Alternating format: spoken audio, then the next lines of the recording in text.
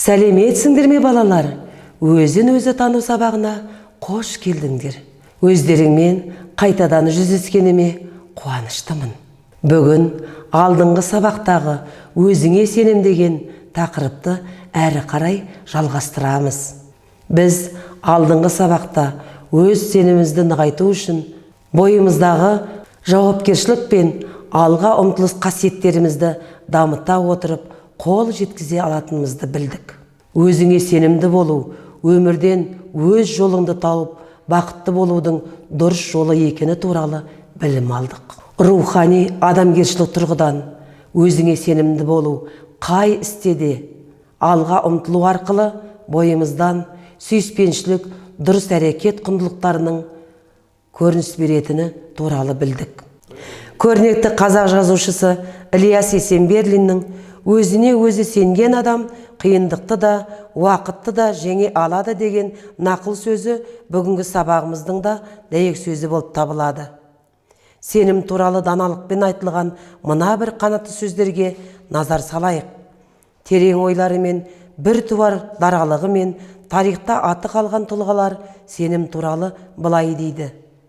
Сен ата-анаңның үмітісің, сен қайталанбас тұлғасың, өз өміріңнің белсенді жасаушысысың.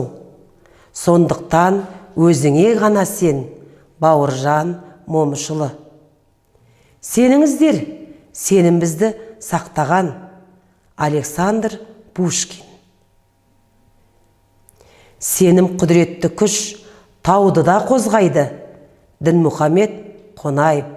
Бүгінгі сабағымызда халқымыздың сүйіспеншілігіне бөленген қазақтың тұңғыш ғалымы, ұлтымыздан шыққан көрнекті геолог, қоғам қайраткері Қаныш Имантайұлы Сәтбаевтың өмірінен алынған дерек әңгімелермен танысамыз. Дара дарын Сәтбаев туралы ғұмырнаманың авторы жазушы Сәрзеке Медеу.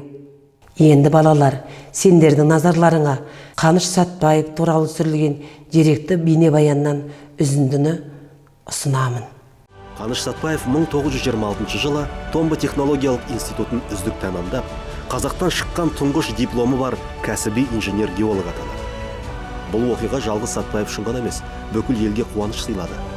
Міржақып Дулатұлы Еңбекші Қазақ газетіне алғашқы қазақты тау-кен инженерінің диплом алып шығуымен құттықтап, мақала жазып, туған халқына үлкен пайдасын тигізетініне сенім білдіреді. Кезінде ағылшындар негізін құрып, аяқталмай қалған кәсіпорын жұмысын кеңес өкіметі жандандырып, маңызды мыс балқыту зауытын ашты. Ел экономикасының қарқын алуы қажетті ресурстарды үздіксіз көбейтуді талап етті. Оның ішінде мыстың да маңызы зор. Қарсақбай кен орны іске қосылмай тұрғанда, кеңес одағы мыстың көп көлемін шетелден сатып алады. Кен орнының бас геологы ретінде Сәтбаевтың басына үлкен жауапкершілік жүктеледі. Өйткені өндірістегі сәл ғана қателік мемлекетті миллиондаған шығынға ұшыратуы мүмкін еді. Жезқазған Сәтбаевтың айрықша қызығушылығын тудырған өлкө. Атауының өзі көп дүниеден хабар беріп тұрғандай көрінетін оған. Өйткені жер атауын осыдан жүздеген, тіпті мыңдаған жыл бұрын халықтың өзі берген. Тіпті ежелгі грек ойшылдары Геродот пен Страбон Арал теңізінің солтүстік шығыс жағын массагеттер мен сақ тайпалары мекендейді. Олардың елі мыс пен алтынға өте бай деп жазғаны да тарихтан белгілі. Бірақ кеңес геологтары алғашында кеніштің мүмкіндігіне күмәнмен қарап, барлау жобалау жұмыстарына қаржы бөлуге, уақыт жұмсауға пейіл танытпайды. Өте ойшыл, өте алғыр, сондай қырымен көзге көрінді. Қат-қабат қиындықтарға қарамастан, Қарсақбай зауытынан 1928 жылдың күзінде алғашқы металл шығады. Бұл жаңалық Сәтбаевтың онсыз да қарбалас жұмысына қарқын қосып, келешек жоспарын өзгертеді. 300-ден астам бұрғылау жұмыстарының нәтижесі жас геологтың баспасөз беттерінде жаңалықты жар салып жария етуіне түрткі болады.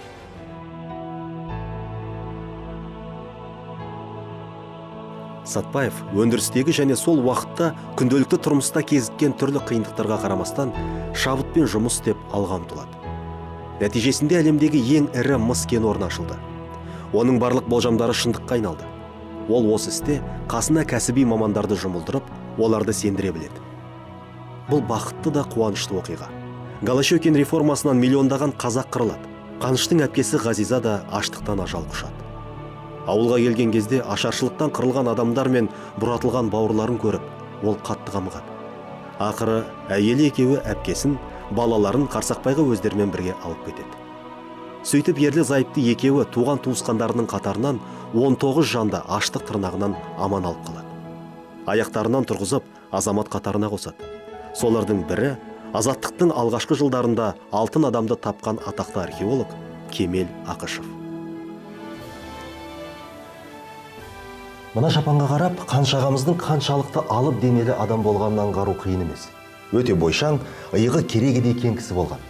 1947 жылы қаншағамыз советтік делегацияның құрамында болып Англияға барған сапарында оны көрген ағылшын премьер-министрі Уинстон Черчилль, япырау, қазақтардың бәрі сіз сияқты алып денелі болама деп сұраған екен. Сол кезде ұлтының алдында ұлық басын кішірейте білген қаншағамыз, оны дегеніңіз, қазақ халқы менен әлде қайда биік деп жауап қайтарған екен. Қаныш ұзақ мерзімді іс сапарларда жүргенде қызмет бабымен кідіріп қалуды ұнатпайтын. Әрдайым үйіне қыздарына, жан-жарына асығады. Ол отбасында мейірімді, қамқор әке, адал жар бола білді.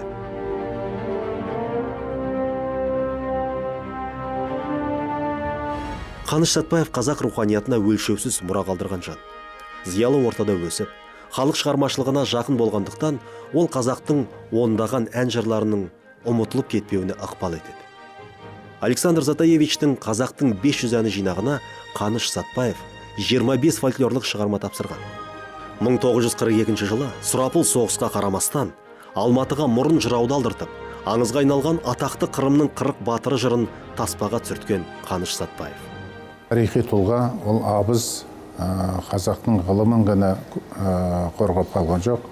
Қаныш Сәтбаев қазақтың мәдениетін, қазақтың мынау әдебиетін, тарихын, өнер тапқыш азаматтарды бәрін қолдады.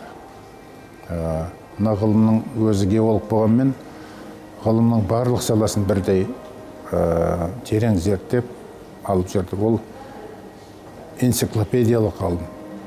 Ол тек қана өзінің геологиясын біліп қойған жоқ. Ол химияны да білді, металлургияны да білді. Мынау тау-кен инженерлік мамандықтарын игерді. Тіпті тарихқа дейін жақсы білді. Сондықтан Қаныш Сәтбаевтың орны бөлек, ол қайталанбас ұлы. Қаныш Сәтбаевтың өмірімен таныса отырып, өз бойымыздағы осындай білім, күш, қайрат, жігерімізге сену арқылы өз-өзімізді танимыз. Ол үшін төменде берілген сұрақтарға жауап бере отырып, ойланып пікірлесейік.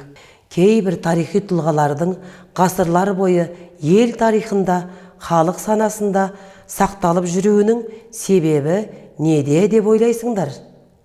Халқымыз Қаныш Имантайұлы туралы неліктен ілтипатпен әңгімелеп, оны ерекше ықыласпен сүйген? Қандай адамгершілік қасиеттерін атап өтесіңдер?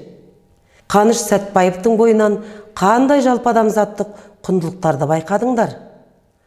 Қаныш Сәтбаевтың тұлғалық және кәсіби қалыптасуының негізі қайда деп санайсыңдар?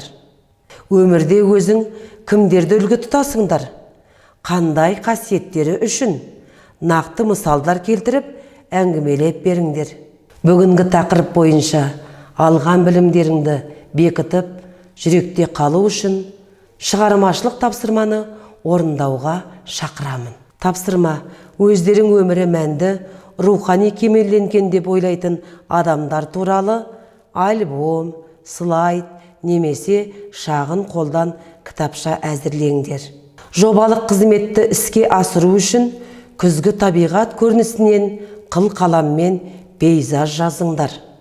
Шығармашылық қабілеттеріңді дамытыңдар.